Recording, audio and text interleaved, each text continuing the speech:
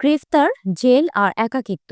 ঢালিউড চিত্রনায়িকা নুসরাত ফারিয়ার জীবনে এসেছিল এক ভয়ঙ্কর অধ্যায়। দীর্ঘ কয়েক মাস পর প্রথমবারের মতো সেই অভিজ্ঞতার কথা খুলে বললেন তিনি। সম্প্রতি এক পডকাস্টে নুসরাত ফারিয়া জানান, বিমানবন্দর থেকে নাটকীয়ভাবে গ্রেফতার হওয়া তার জীবনের চেনা মানুষদের নতুন করে চিনিয়েছে। ফারিয়া বলেন, তার বিরুদ্ধে মামলা হয়েছে এমন খবর তিনি আগেই শুনেছিলেন, কিন্তু দেশের বাইরে থাকায় বিষয়টি খুব একটা গুরুত্ব দেননি। গানের শুটিংয়ের উদ্দেশ্যে থাইল্যান্ড যাওয়ার সময় হজরত শাহজালাল আন্তর্জাতিক বিমানবন্দরে ইমিগ্রেশনে যাওয়ার আগ পর্যন্ত তিনি ভাবেননি এমন কিছু ঘটতে পারে। ফারিয়া বলেন, পুলিশ যখন আমাকে আটকে দিল, আমি ভেবেছিলাম হয়তো কোনো ভুল হচ্ছে, কিন্তু ডিটেনশন রুমে নেওয়ার পর আমি বুঝে গেলাম আমি গ্রেফতার হতে যাচ্ছি। তিনি বলেন, মুহূর্তের মধ্যে আমার পৃথিবীটা যেন থমকে গিয়েছিল। কারাগারে নেওয়ার সেই মুহূর্ত আজও তাকে তাড়া করে ফেরে। নুসরাত ফারিয়া জানান, মাত্র 2 দিনের জেল জীবনেই তিনি জীবনের বড় শিক্ষা পেয়েছেন। সবচেয়ে বড় ধাক্কা ছিল তার চারপাশের মানুষদের আচরণ। গ্রেফতারের খবর ছড়িয়ে পড়তেই তার সবচেয়ে কাছের বন্ধুরাও সোশ্যাল মিডিয়া থেকে তার সঙ্গে থাকা ছবি মুছে ফেলেন।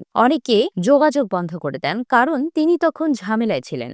ফারিয়া বলেন, এইমাত্র 48 ঘন্টায় আমাকে বুঝিয়ে দিয়েছে কে আমার আপন, কে আপন নয়।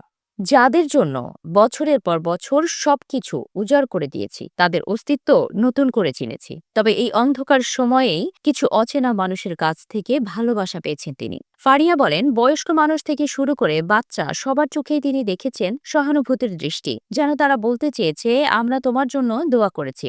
জেলের ভেতরের অভিজ্ঞতা নিয়ে নুসরাত ফারিয়া বলেন, জেলার থেকে শুরু করে সবাই তাকে সম্মান আর ভালোবাসা দিয়ে ট্রিট করেছে। তিনি বলেন, আমি বলবো আমি ভেরি ব্লেসড। মানসিক চাপের কারণে প্রায় 48 ঘন্টা তিনি কিছু খেতে পারেনি, কিন্তু জেলের ভেতরে অচেনা মানুষেরা নিজেদের হাতে তাকে ভাত খাইয়ে দিচ্ছিল। সকালে রুটি ছিঁড়ে মিষ্টি কুমড়ো দিয়ে খাওয়াচ্ছিল। আবেগঘন কণ্ঠে তিনি বলেন, আমার চোখ দিয়ে টিয়ার ড্রপ পড়ছিল, আর ওরা আমাকে খাইয়ে দিচ্ছিল। এমন মানুষ যাদের তিনি কোনোদিন চেনেন না, হয়তো আর কখনো দেখবেনও না। এই মানুষগুলোর জন্য নুসরাত ফারিয়া বলেন, তিনি মন থেকে দোয়া করেন আল্লাহ যেন তাদের সব কষ্ট দূর করে দেন, কারণ সেই ক্রুশাল মুহূর্তে তারা শুধু দয়ালু ছিল। উল্লেখ্য, গত বছরের 18ই মে হজরত শাহজালাল আন্তর্জাতিক বিমানবন্দর থেকে নুসরাত ফারিয়াকে আটক করা হয়। থাইল্যান্ড যাওয়ার সময় ইমিগ্রেশন পুলিশ তাকে আটক করে ভাটার থানা পুলিশের কাছে হস্তান্তর করে। 2024 সালের বৈষম্য বিরোধী আন্দোলনে ছাত্র জনতার ওপর হত্যা চেষ্টার অভিযোগে করা মামলায় ফারিয়াকে আসামি করা হয়। মামলার নথিতে তাকে আওয়ামী লীগের রাজনীতির অর্থ যোগানদাতা হিসেবেও উল্লেখ করা হয়েছিল।